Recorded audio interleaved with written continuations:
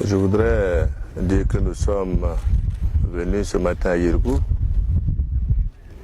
pour de visu constater l'ampleur des dégâts aussi bien humains que matériels qui ont été commis dans ce village et des villages alentours appartenant à la commune de Barsalgo et à la commune de Arbinda. Comme vous-même vous l'avez constaté, la rencontre que nous avons eue avec la population ce matin visait à dire que rien, absolument rien, ne peut justifier cette violence meurtrière. Le Burkina Faso est un seul peuple. Nous sommes unis. Et notre pire ennemi, c'est le terrorisme. Nous ne pouvons pas faire l'amalgame. Nous devons éviter la stigmatisation. C'est pour cela que nous avons demandé à l'ensemble des populations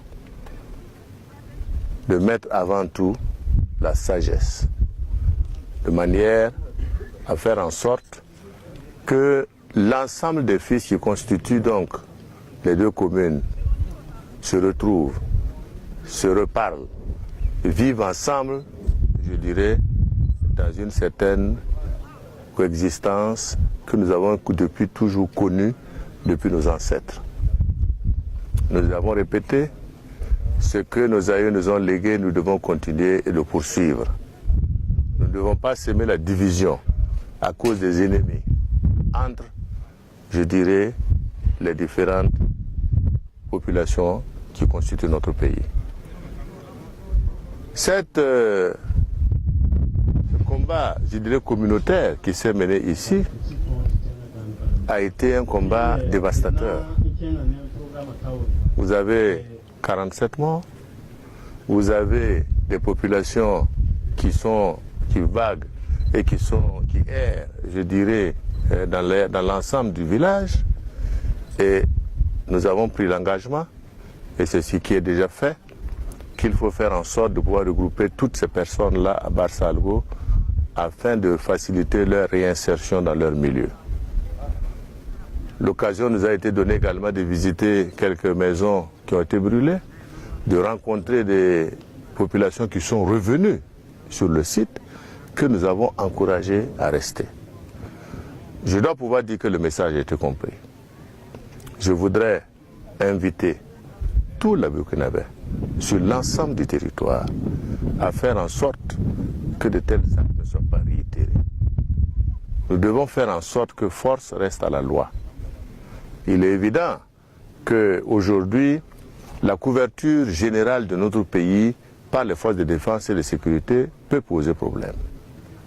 Mais d'ores et déjà, des dispositions ont été prises dans cette localité pour que la sécurité puisse être renforcée en faveur des populations, pour leur donner l'assurance qu'ils peuvent se réinstaller, pour leur donner l'assurance qu'ils peuvent recommencer à vivre ensemble et que nous devons nous dépasser pour pouvoir combattre l'ennemi commun que le terrorisme. Nous ne devons pas laisser le terrorisme créer entre nous des questions communautaires.